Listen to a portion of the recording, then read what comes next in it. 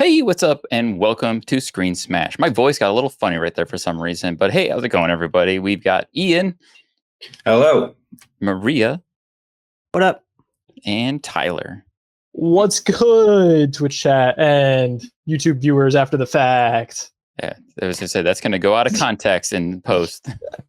Thanks, Tyler, for fucking it up. Oh, That's what we one did F. last week. F in You chat. Only took 30 seconds. That's how we Demonetized. do it when we do it live. But anyways, we got Maria Kinnun, Tyler, Graham. You guys are part of my Screen Smash crew over here. And joining us for the first time on his first podcast as a guest, we have Ian. Wow, your last name. I know it, but I say it for me, Ian. It's McParland. McParland. Okay. McParland, I'm like, yeah. I almost said Parland, and I'm like, wait, that's not quite right. No, everyone gets it wrong. I've had McParland, McDonald once. I don't know why. All good. Well, thank you and welcome to the show tonight, Ian, and joining us for our conversation. Tonight, we're going to be talking a little bit about the Nintendo Direct that happened a few days ago. Some rumors about Metal Gear. Metal Gear. Everyone do it with Metal Gear. Metal Give Gear. me your best Gear. snake. Grr. And then we're going to wrap up the show with a conversation about pre-ordering games and whether or not you should do that. Because, I don't know, that's a weird thing with pre-order. Anyways, let's start with the Nintendo Direct that we got on Thursday last week. There was some stuff. That was a lot of things that happened, and I wanted to see how did we feel about that? Like, Nintendo Direct's been a thing for a while. They're always kind of like hit or miss on quality.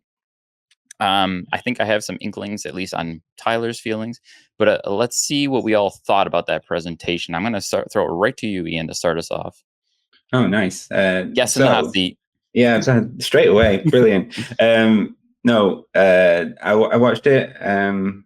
I thought there was a lot of games there, and so much that I actually can't remember some of them that they actually did. It was one a second almost. It wasn't like paced that well, but there was a lot of content there for me anyway. It felt like we were getting into ADHD territory with it.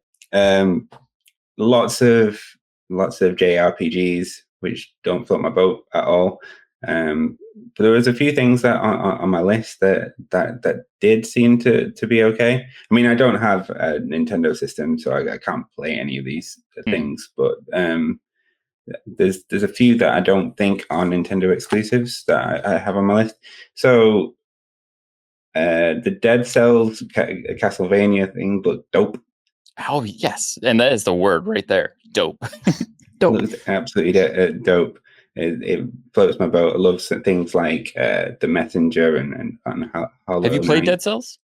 I haven't. It's on my list. It's in my library. Dead Cells is perfect. Like, it's amazing. Yeah. And then you add Castlevania to the mix. I'm excited for that. So yeah, that one was on my list. I also have the Disney one, the Illusion Island, I think. Yeah, I like that. Yeah, it looks very Rayman Legendsy, and I've lost like many an hour on Rayman Legends, especially the rhythm sections with the. Yo, we talked about those last week, actually. Yeah, they're great. And then I have Tron Legacy as I have no idea what it is still. I really don't. It looks like a puzzle game to me, maybe like a solitary game. But I thought it looked like a story kind of narrative adventure. It did, but like there was like a screenshot of like a circle with numbers, and you had to.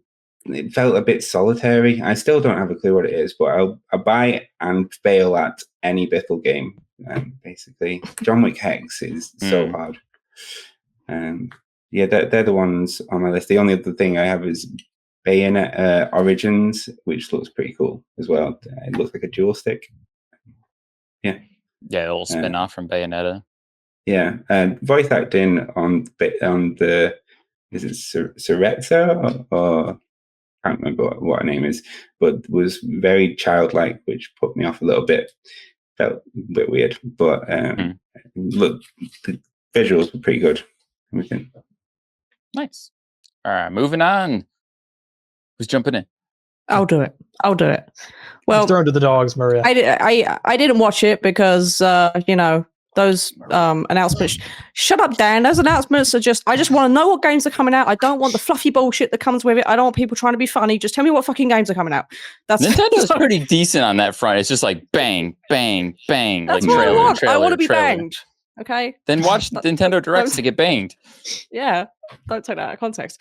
Right. Yeah. Anyway, Metroid Prime. The new remaster coming out. That was the one that was kind of the big one for me. I was like, because it was on the GameCube and it was pretty awesome when it was back then. So they were giving it all the shiny graphics and everything. And it just, then I watched another video from it last night where they did more of a playthrough for it and they showed like side-by-side comparisons. It looks gorgeous.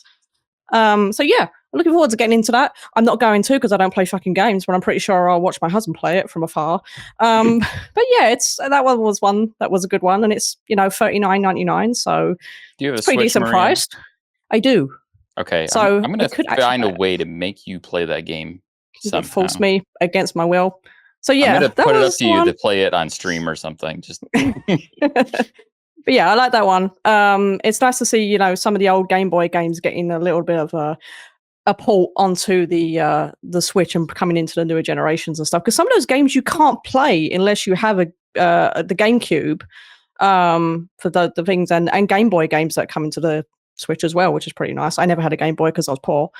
But the one I was again, the Illusion Island was something that I got kind of excited about because when I first saw it, I thought. This is like the Illusions game, the Mickey Castle Mouse one Illusion, from the right? yeah. I thought it was Yeah. I thought it was Castle Illusions, That's like and I got really excited. Classic old Genesis game. Yeah, and I saw that, and I was like, oh man, that's a really good game. And so I watched like some of the playthrough, and obviously it's not the same game, but it has like multiplayer aspects and things like that. One thing I did like though, the art style, bullshit, hate it, burn it in a grease that's the fire. art style from the new cartoon, right? Like that's what the new cartoon looks like. I hate it. It's lazy and it looks dog shit. Sorry. So, Listen, American game knows animation. game. Game knows game, and Maria says that is not game. That is not game. I am an artist. Quality. If I handed that art style into a client, I would get shot. So yeah. Sure. What? Yeah. Who are you working for? Oh, people. Important people. Shadowy people. Yeah, Wait, but no, it looks like Robin a fun game. Again? Yes, Robin. Okay. Yeah. Yeah. It looks like a fun game though. So there was some games that I was interested in. So yeah, there you go. I didn't piss on everything. There you go. All right. So I'll take over. I got three big parts of it that I want to talk about. Largely, I actually do kind of I think sympathize with Iain on it in that like a lot of it, like the JRPG shit, all that kind of stuff. Largely inconsequential to me. I kind of didn't fully care about any of that stuff. So there's only like three things that like hugely stood out to me. First of all, obviously Breath of the Wild, 2 Tears of the Kingdom, Legend of Zelda Tears of the Kingdom. The stuff they showed off with that I thought was really cool. They had like the flying monsters in the trailer and all that, and like some different size like bokoblins or moblins or whatever they're called. Like whatever those different beasts are called, they were really cool. They got some new like block stacking thing. They've got like some weird magnetic car. It's just like, it's one of those things where like, the game's coming out soon. Everyone's already hyped for it. So it kind of is what it is. But they showed off enough new stuff where it's like, yeah, I'm more hyped for it. I kind of wish that they would have showed off the price because they're going up to $70 and that shit sucks. But that is what it is. The second thing is also touching on what Maria touched on. Metroid Prime, and I am going to date all of you motherfuckers in this podcast with me right now because I am too young to have played the original Metroid Prime. I mean, the GameCube, I played games at the tail end of it. I never owned a GameCube personally. My older cousin owned a GameCube. How dare you? Yeah, I know. I can feel my back hurting as you're talking. Yeah. I played like Melee or something on the GameCube when I was younger, but I never owned one. And so I was just too young to play Metroid Prime, but Spam. like I've seen I've seen what people are like. I've seen people like posting stuff online, and they're like, "Oh, you know, back in the day, like when the original came out, like when you shot the gun, like Samus's reflection would like show up in her visor, and they like even updated that, and that's in the new game." It's like, shit, that's kind of cool. So I kind of want to try that, honestly. And then the third big thing for me, also the Game Boy games, but I'm kind of 50-50 on those, because I do think it's a net positive that they're coming to the Switch and the Nintendo Online Library. However, Maria, as you mentioned, it is the only way to play some games, and I think that's kind of shitty too. Yeah. And it feels like they're holding the games hostage and like really like kind of like drip feeding them out or whatever. And I don't know. I hate that. I don't like the way they're doing that business model. So I'm glad they're coming, but the business model still upsets me. So the announcement, whenever I see those announcements, it's like, oh, great, new games are coming from like the older consoles and they're bringing them onto the Switch, but like they should have been there already. Whatever. I agree. But those are my big three for the Nintendo Direct.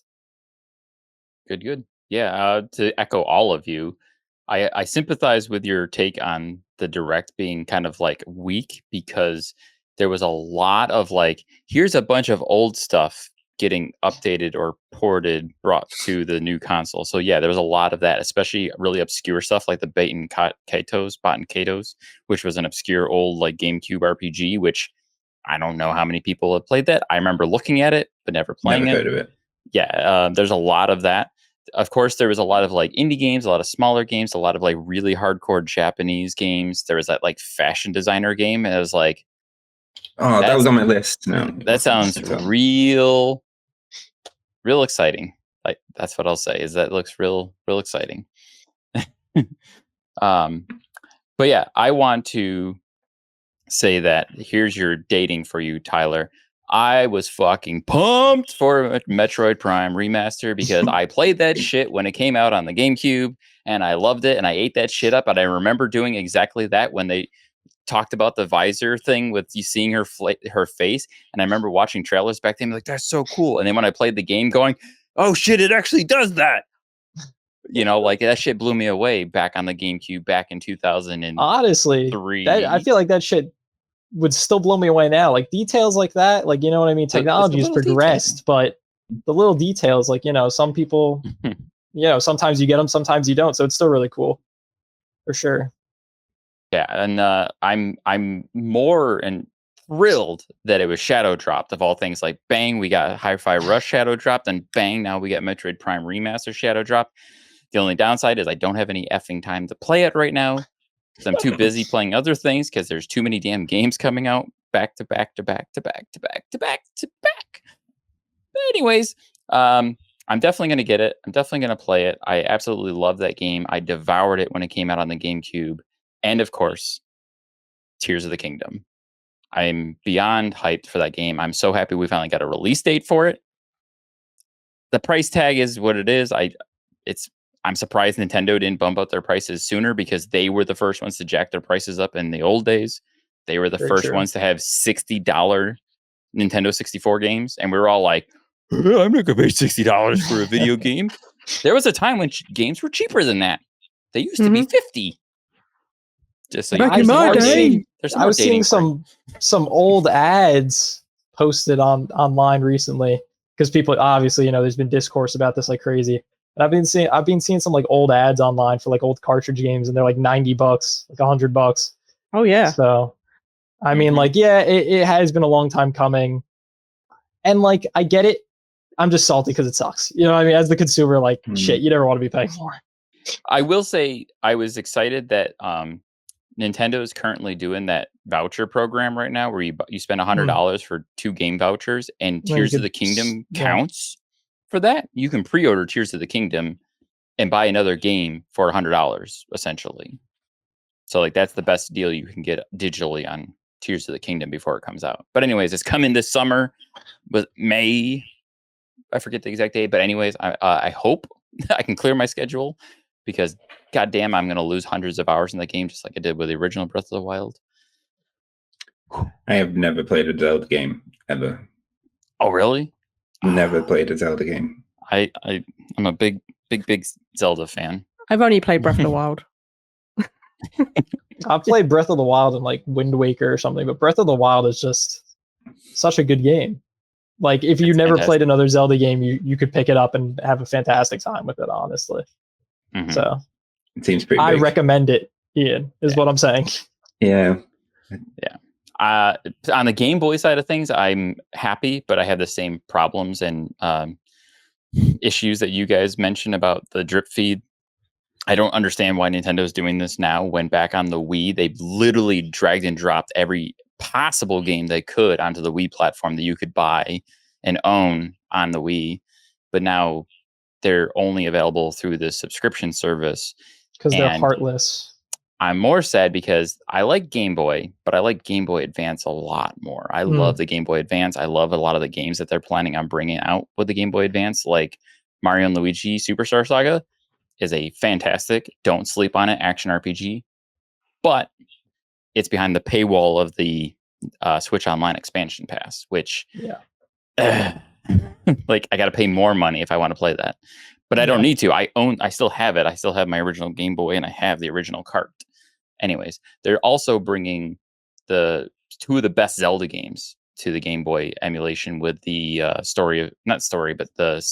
Season of Oracle of Seasons and Oracle of Time. Those are fantastic Zelda games. But there's a lot of other crap that I don't remember. So we're going to move on to our next topic tonight, which is going to be probably a little bit of a one-sided conversation because I wanted to sit here and speculate wildly about Metal Gear with my friend Jake, but Jake couldn't make it here for us. He died tonight. God rest his soul. His voice died like Ariel in The Little Mermaid. He's in a better place now. He is. He didn't make it. Game over. Yeah. Jake! Jake! Solid Jake. But we wanted to get into this because there's been, I mean, this has been going on for a long time about rumors of Metal Gear making some comeback. And I know Maria's going to get into this. So there's rumors of a Metal Gear Solid remake that might be a PlayStation 5 exclusive, which Silent Hill 2 is going to be a PlayStation 5 exclusive for some effing reason. I don't know. Stupid exclusive nonsense. But anyways, the other side of that was Platinum Games has also said that later this month they're going to do a 10th anniversary for the Metal Gear Rising Revengeance, which is one of my favorite action games of all time. And I'm hoping they might give us a little drop of maybe something new, maybe a sequel, maybe another Metal Gear Rising, which... I think what they're going to do is they're going to make 5 remakes of Metal Gear Solid 1. One of them's going to be set in Spain. One of them's going to be on the moon. Because that's what they did with Silent Hill. So they're going to be like, oh, you really wanted this game? Here's 5 remakes that you're never going to play because you just wanted the one original. But yeah. But they've been teasing that for a while, that whole like Metal Gear remake. And I'm for it because I loved the first Metal Gear Solid. So if they remake it, then yeah, bonus. Give it all to me. Yeah, for sure. Does a remake... sorry. No, Ian, go ahead. But does a remake without Hideo Kojima just mean that it's the exact same without any different story beats, or is it just... I guess it depends on who they get to do it and what their approach is. I mean, technically, Metal Gear Solid has already been remade once by Silicon Knights, I believe. Was it on the GameCube? They did a GameCube remake of Metal Gear, and it's fantastic. Totally super good version, like even better version of the original game. But it's only on the GameCube, so it's impossible to play unless you have it for the GameCube. But yeah, that's interesting to think of on that front if they're going to do any Metal Gear, because they already did one Metal Gear game without Hideo, and it's terrible. Are you talking about what? Survive? Yeah. Yeah. I mean, Platinum did good with Rising, I think. I know that's not everyone agrees. A lot of people think that Platinum ruined Rising and changed Hideo's original script from the game. But well, listen. I will say, from my standpoint, as like an outsider, right, as a relative outsider, because I've played Metal Gear 5. Most people hate Metal Gear 5, whatever. But my understanding of Metal Gear Rising Revengeance is that it's kind of had like a pop cultural renaissance lately. It has. Like, it has a resurgence. People love that shit, especially the memes. Oh man, So like I think that whatever they're announcing is gonna go long. I think it's gonna go really far. You know what I mean? If it's like a remake or something, who knows what it is? It's going to be But- skateboards. That's what It's it's gonna be skateboards. True. Don't might know be anything nothing. about Getting it. raided on the skateboards.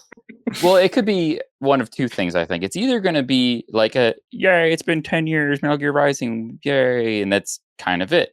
Or because now Konami's actually doing shit again because they stopped making games for like 7 years and then decided, hey, here's a bunch of games. We're making a bunch of, Suikoden and Silent Hill games. So maybe, just maybe, they pull a Dragon's Dogma, because Dragon's Dogma just celebrated its 10th anniversary. And at the 10th anniversary, they're like, oh, by the way, boom, we're developing Dragon's Dogma 2. And I went, yay, because I love Dragon's Dogma. So maybe. Listen, I do want to say, last thing I have to say about this entire subject, by the way, I have one point of contention with what you just said, Dan. And that's that you said Konami has not been making games for something like 7 years. And that's wrong. Because when you think about it, pachinko machines They are just like haven't made games you pay video for. games. Mr. It's a pachinko Actually Twinner Troll. Mr. Actually. Sperm. Actually, I think you will find, Dan, that they have been making video games. Stop bullying me. I feel like Maria's Tyler flawless there. Jeremy Clarkson. Actually. Actually, I do believe it is games. Mine sounds more like Mr. Bean. Anyway. Anyways, I'm hopeful. I would like to see a modern Metal Gear remake. I love Metal Gear Solid 1. It's one of my favorite Metal Gear games. Metal Gear Solid 2 is probably a close second. I know a lot of people love 3, but 3 was meh to me. And 4 was really good. I didn't like 5. I don't know. I love the first game. I think the first game's the best one. I played the first game, and then the second game came out, and then they said I wasn't playing with Snake, and I was like, well, fuck this game. So that was the end of my... didn't play as Snake until the game actually came out. That was... I know, I played it, and then I was just like, what do you mean I'm not playing with Snake? I'm playing with this white-haired weirdo. Fuck this game. So, yeah. But he's got a cool sword. And he looks like a lady. That's part of the deal for some people. I played 4, and it's mostly cutscene. So basically didn't play it 4. So. Oh, you mean a Hideo Kojima game? Mostly cutscenes. Yeah. But 4 took it to another level. Come on. It did. No, I have distinct memories of playing Metal Gear 4 into the wee hours of the night and being like, I'm almost done. I just need to finish this part and then I can go to bed. 4 hours later, after endless cutscenes, I finally get to go to sleep and like die. But yeah. Speaking of Metal Gear, we have a little skit for you guys tonight. Enjoy.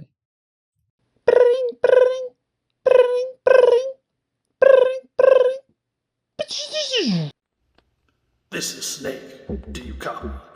I copy, Snake. What's your status? I infiltrated the tanker and found where they were keeping the Metal Gear.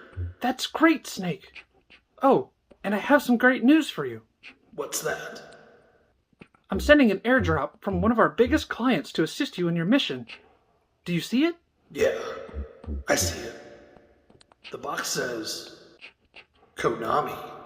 Apparently, they sent you one of the most sought-after items in the world. Snake? What is it? A skateboard. Otacon, what the hell am I supposed to do with a skateboard? Calm down, Snake. Konami wouldn't just produce and sell random items to people for no reason. Otacon, listen to yourself. I can't shoot with this. You'll be fine, Snake. Konami knows what's best for you. Listen, I don't need a... Oh no. Pew, pew, pew, pew. Snake? Do you copy? Snake? Snake? Snake!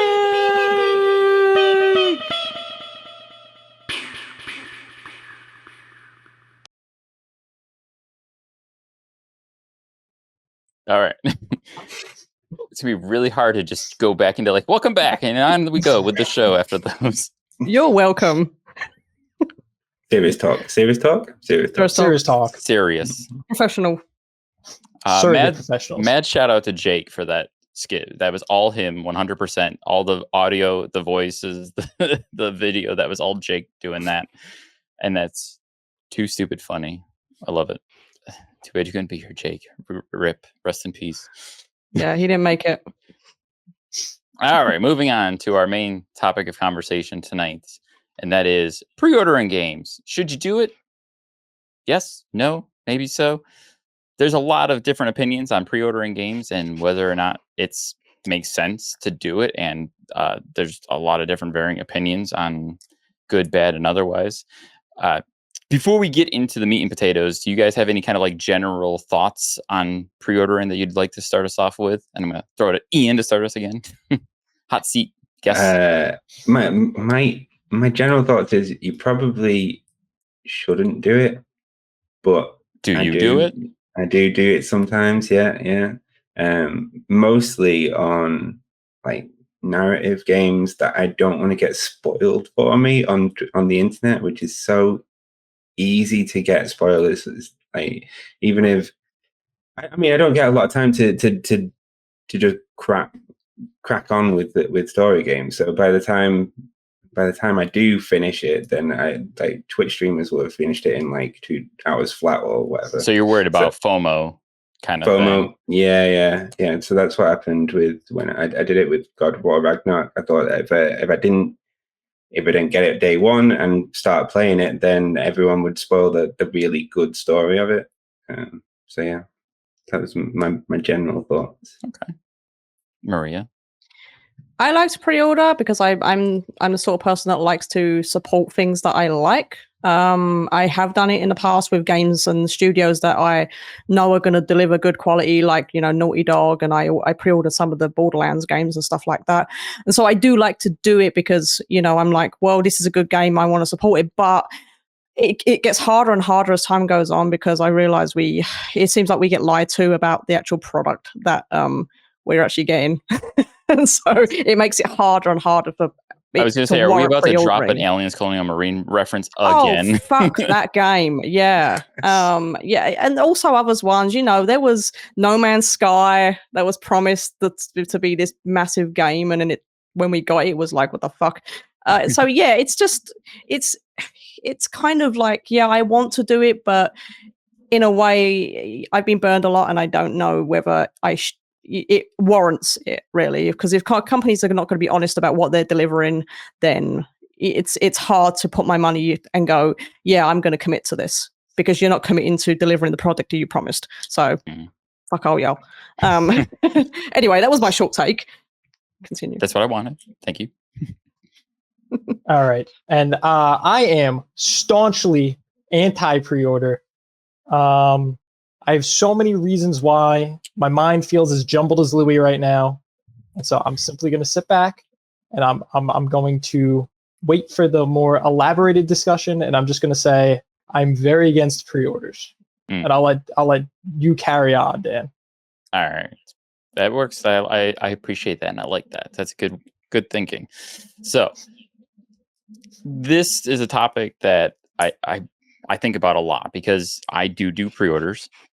And I did say do on purpose, but I also have my own problems with pre-ordering because I've also been burned by pre-orders on numerous occasions, more than once recently. But there's so many different sides of things, and there's lots of different ways to look at it. So to kind of like jump us into the conversation of pre-orders, there's a big difference between pre-ordering a game like Call of Duty and pre-ordering a little indie game that probably won't publish that many copies.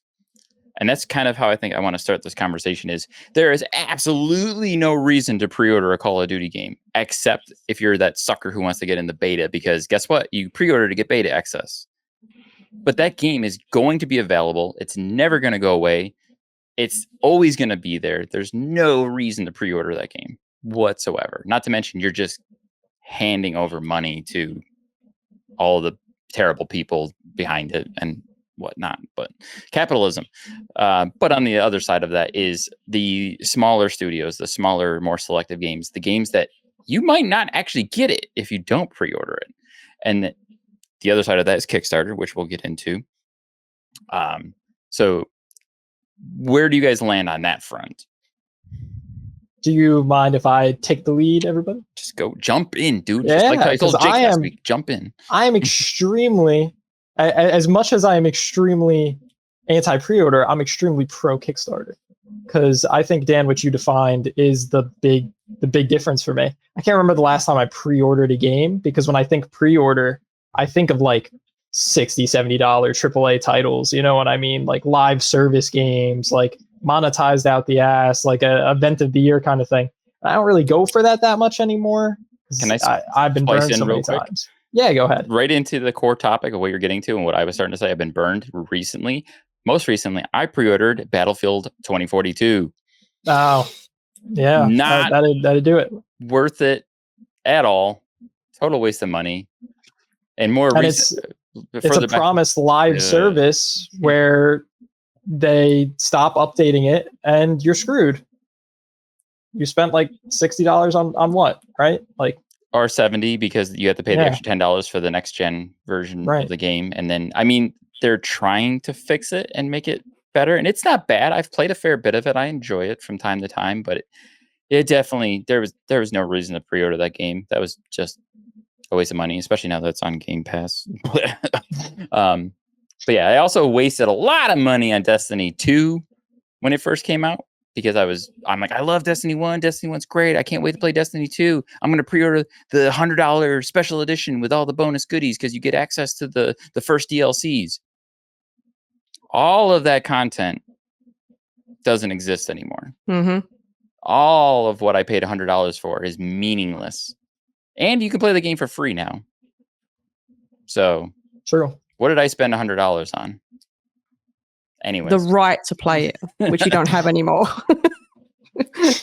Continue, Tyler. Continue. Well, yeah, I was just gonna say, I think Kickstarter and like the idea of like pre-ordering through Kickstarter through like the donation tiers or whatever, I think that's like a completely different thing in my opinion, because these smaller studios actually need that like seed capital, that nest egg that you're putting towards their work to get the game done.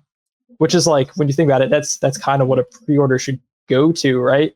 Like in AAA gaming, it's just a number that the studio uses to like gauge metrics and like push out money to their investors. But like with these tiny indie games, when you're on Kickstarter, when you're putting money towards it, that's the difference between the game being made or not.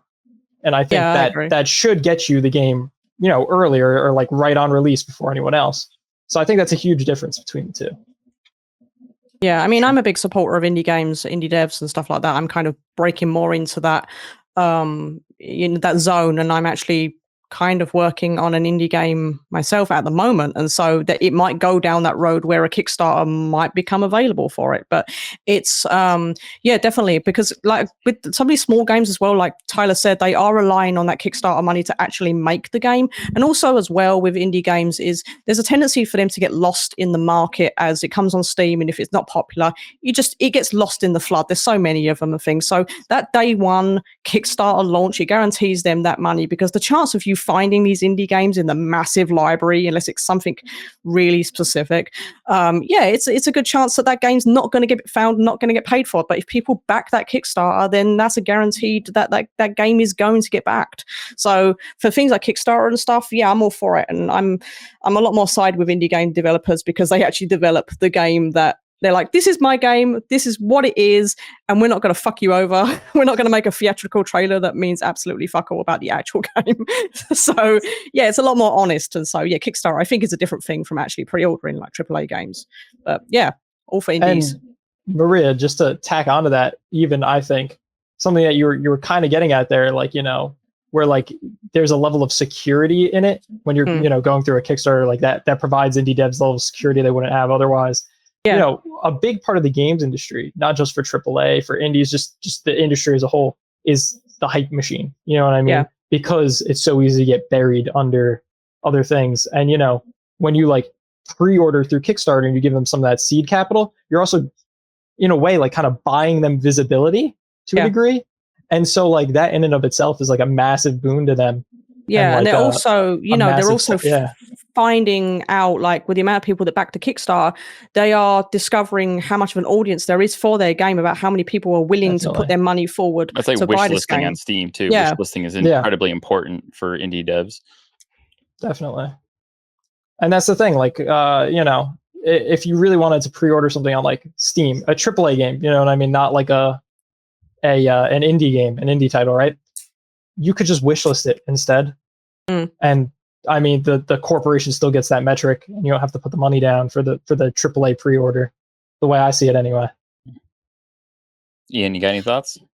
I mean, there's no real need in pre-ordering AAAs at all. You can get it day one, and it's still there. Yeah. You can if you want the special skins for your person or whatever, then you could still do it an hour before if you want, just to get the pre-download. But there's no need in like months in advance pre-ordering. There's no point at all. To that point, like this is how I look at it, is a lot of times when I pre-order some of the bigger games in advance, especially if I'm just getting a regular version of the game, I look at it as more of like a layaway. Like I'm setting this money aside to pay for this thing that I know I want, which obviously it doesn't help me much other than just kind of like that money is set aside for that already in advance. That's one way I look at it, but I'm also just kind of like giving my money to people for nothing at that point. So there's the counter argument. Like one of the things that I was researching about the no-nos about pre-ordering is if you're putting money down on a pre-order, you're essentially giving the company, the developer, as well as the retailer, a zero interest loan. You're giving them money and you're not getting anything back from it, unless there's some little pre-order bonuses, which are usually just dog shit anyways. But sometimes I'm a sucker and I'll pre-order a game for those little bonuses. Like, ooh, I want that skin. Yeah, absolutely. Most of the time I play as Rambo. Yeah, whatever. But I'm also a massive sucker for collector's editions. I have a bunch of like big ass collector's edition statues and collector's editions games because I think those statues are dope. And a lot of times you get that those statues are pretty solid. Like they're good quality. I've had pre-ordered collector's editions that get really bad statues. Aliens. But like there's sometimes, especially now, like back like 10 years ago, you kind of had to pre-order collector's editions if you really wanted it. Like the Borderlands 2 freaking big box. I think I have it here somewhere, like the loot box. You know, if you didn't pre-order it, you weren't getting it, and you were maybe lucky to get it off of eBay or secondhand, paying more money for it. But now it's even harder to get a hold of those. And like, because I'm such a sucker for some of these bigger games like Resident Evil 4 remake, that got a collector's edition announced, and I'm like, pre-order, because I'm like, I know if I don't pre-order it immediately, I'm not going to get it. Because that's what happens with the bots and the bull crap, that these things just pre-order stuff before humans can actually get to it. See, I'm a little bit 50-50 on that, because I absolutely see the value in like a collector's edition and getting like all the special bonuses for it and whatnot. You know what I mean? Whatever it is, statues, you know, they give you like sometimes like an art book, you know, whatever it is, right? I see the value in that.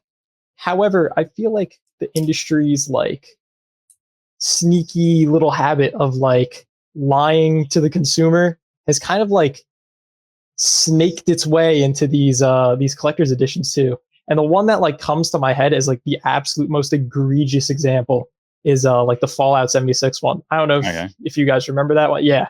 I don't know what was in that one.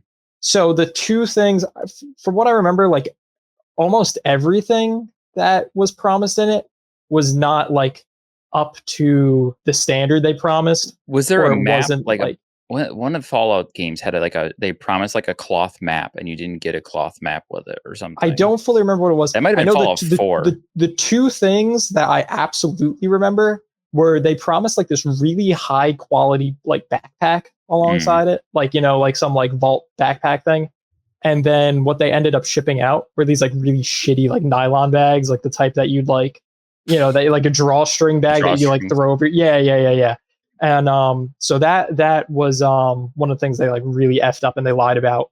And then the other thing they lied about was they shipped it with like some like collectible like power armor helmet. And like something about like the inside of the helmet was like created in a way where it like attracted like a lot of mold and it became like unusable. Was like, that the big a red month one? after. I have that.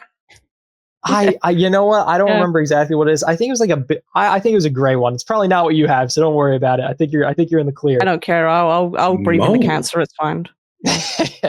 but I that just the idea of that to me, like, you know, that the games industry is like pervasive, or the AAA games industry. I want to make sure to clarify. So, you know, the indie devs are doing great work, but the AAA games industry is in such like a bad spot with like just this pervasive lying that I feel like it's even hitting to a degree like the collector's editions. And that makes me like not want to like pre-order those, even if I really like it. But then again, like I know it goes back to what you said, Dan. Like, you know, if you don't pre-order it right away, there's a chance you don't even get it. So it's a weird spot with those. It's not a good feeling to be screwed over by the game and then the quality of the stuff that they're selling you. And that's what the whole idea is like, you're not selling us what we're buying. I want to make a distinction here, because we've seen this more and more in recent years. There's the collector's edition, and then there's like the ultimate edition. The collector's edition is usually strictly physical and comes with a lot of physical bonuses and goodies. Mhm. Now, some of those aren't great, but most of them, there's a lot of physical items you get along with it, whether those quality items are good or not, like the Fallout helmet. But on the other side of things, you have the ultimate edition, where it's like you pay $100 or $120 and you get the game plus a season pass plus and some like extra the bonus DLC like garbage, and it's 3 seasons of fall or some shit. And it's like, why am I paying another $60 for what? Like, I don't know. That also kind of ties back into the old days where it was like they started doing season passes back in the day, and it's like, buy the game for $60. Now let's tack on another $40 for the season pass. Like, these companies come up with whatever way they can to get the extra dollar out of the customer. Yeah. And at least, you know what I will say, at least the season passes started simple. You know what I mean? You know, like the old Call of Duty games that I grew up on, or it was like Black Ops, and, you know, you get one season pass. It was like 4 DLCs across the lifespan of the game, and that was it. That was like 3 freaking season passes, and you only get the first one for buying the Ultimate Edition, and then you got to buy the next one in like a year for another $50 or something. Don't get me started on season passes with Call of Duty. You have to buy the season pass and then play the game to unlock everything that's in it. You don't just get everything for fucking free. You have to play it for hours and hours and hours. Well, yeah, I do want to touch a bit on that Fallout 76 thing, because just the quality that you don't know you're getting on pre-orders as well. And I've got a friend who is up in arms about every single game that he gets day one has got some sort of game-breaking bug. He is a drama queen, so it might not be as bad as he thinks. But I do get where he comes from. If it's unplayable, like, let's say Cyberpunk, because that's the trendy one to say. What if you've spent your money on, like, without knowing what the quality is? Yeah. I just don't think there's an easy answer for that, because like I think they're just going to keep getting away with it, because we've mentioned Aliens Colonial Marines is a high profile one, No Man's Sky, high profile one. You're right, absolutely. Cyberpunk is like probably the most recent like high profile one, but like also on top of that, there's like so many in between that weren't as egregious or whatever. And it's like people will still keep doing it, so like I don't know, nothing's going to change. You know what I mean? That's just the state of things. There's the capitalism aspect behind it of like, as long as people keep pre-ordering games, the companies are going to keep creating incentives for pre-ordering, because it puts the money in their pocket in advance, or it shows them X amount of people are going to buy our game right away.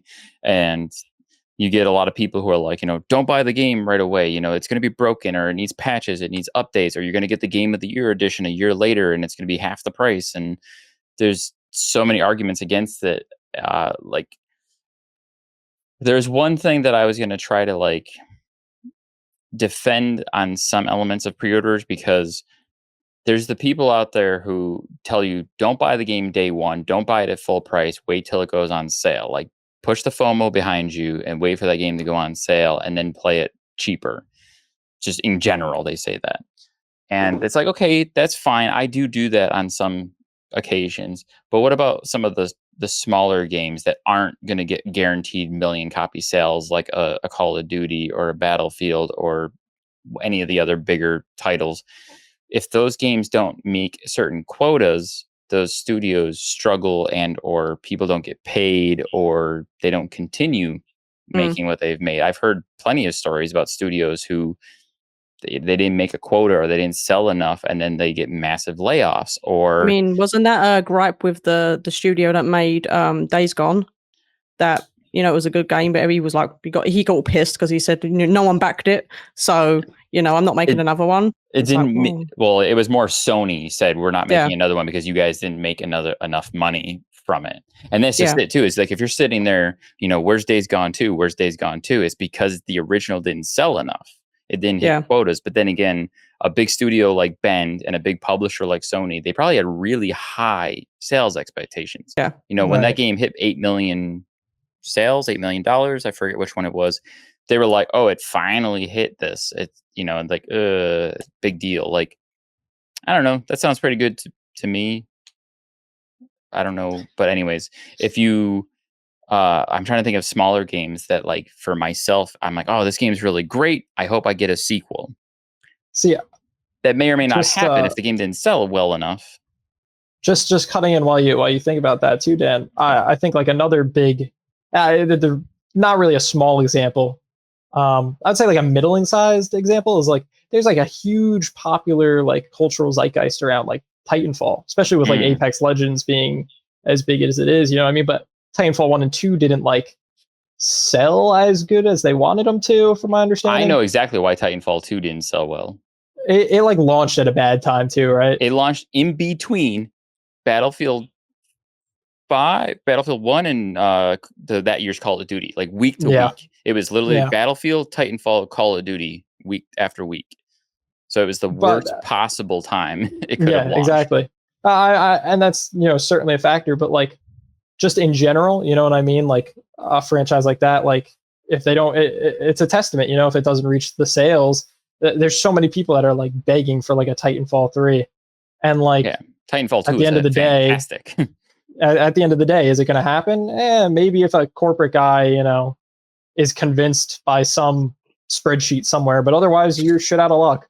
So. Well, also as well, like they keep saying about, people don't pre-order games as much anymore. It's like, well, you keep raising the fucking price of games. So, it's like you can't complain that games are not selling as much anymore. And when new games keep cranking their price up. So there is now a lot of, not a lot, but some things, some places, some outlets give you a discount when you pre-order. Like sometimes Steam has discounts, sometimes Xbox has discounts. EA's been doing it now too. Like if you pre-order EA's upcoming games, you usually get a 10% discount. So rather than $70, you're paying like $63, which is like, all right. I appreciate getting that little bit of a bump, because I'm pre-ordering the game. Like I'm saying, yes, I'm going to buy this. So you knock the price down a little bit. Like that to me is a decent pre-order bonus, which sometimes will incentivize me to actually commit to the pre-order. I also think services like Game Pass have basically ruined pre-ordering as well, because you're getting those day one releases, so you're just like, all right. Well, I'll tell you right now, there's a bunch of games coming out that I can't wait to play that I have not pre-ordered because I know it's coming to Game Pass. Yeah. Atomic Heart. Yeah, that's my number one. Atomic Heart, Wolon. I cannot wait to play Wolon. I'm so excited for the game, and I'm so happy that it's going to be on Game Pass. I think Game Pass. Oh, go ahead, Iain. Hollow Knight 2 for me. Hollow Knight 2. That's been on my wish list on Steam for years. I think that the thing about Game Pass though is it's like a happy medium in this kind of conundrum that we've got here, because obviously we can't claim to know what goes on behind the scenes, but like obviously if a game drops like day one on Game Pass, they're compensating the devs and like the dev teams and whatnot. So like the sales numbers and expectations and whatnot aren't really going to play into that the same way when it drops on Game Pass day one. Well, Game Pass, I think that's healthy. I think it's good for the ecosystem. And it's the same as what PlayStation does whenever they launch a game free in a PlayStation Plus, just like they did with Stray, and they had a few other games that they launched directly into PlayStation Plus. But Stray was a big one. You could get that game for free on PlayStation Plus for a month. So they prepaid the studio a set dollar amount, said, we're going to pay you this much to make this game free for a month. And they got a check. They just got a big fat check. Like, here you go. This is guaranteed money. And I played the shit out of that game. Yeah. And I heard it's coming to Xbox soon. It might come to Game Pass. So anyways, I feel like there's a lot more that we could go into on this, but we are running short on time. Do we have any closing thoughts on the idea of pre-ordering before we go? Support those indie games, indie devs. Mm-hmm. They're not going to screw you over. Follow Kickstarters. Yeah, Kickstarters. Kickstarters are good. I second that one with Maria, and I will also throw in a closing thought of pre-ordering digital games. Never ever do it. Physical games, I can see the point because of the game's preservation argument, which is an entirely different discussion we can have another day. I'm probably still going to do it. Sorry, guys. It's I don't want to do it, but I also want to play those games day one. So you also want to have games. So yeah. I feel like your biggest downfall, Ian, is the Last of Us, is, you know, the Gods of Wars, like where you're like, I need to play this game immediately so I can experience it before it gets ruined for me. Yeah, exactly. Although I also did it with the new Monkey Island game as well, because so did I. It's Monkey Island. Yeah. Yeah. And then there's this games like me, like my Resident Evils. I have to have those games immediately. Like I can't wait to play those games because it's just me. I'm a sucker for them. So yeah, I'm still going to be pre-ordering games. I try to be as calculated about it as possible. I will try to get any bonuses. Like I will actually look around and see who's got the best deals when it comes to pre-ordering. Like I'll go to Best Buy because a lot of times Best Buy will be like, here's a $10 gift card if you pre-order with us. Like, okay, cool. $10. I'll take it, you know.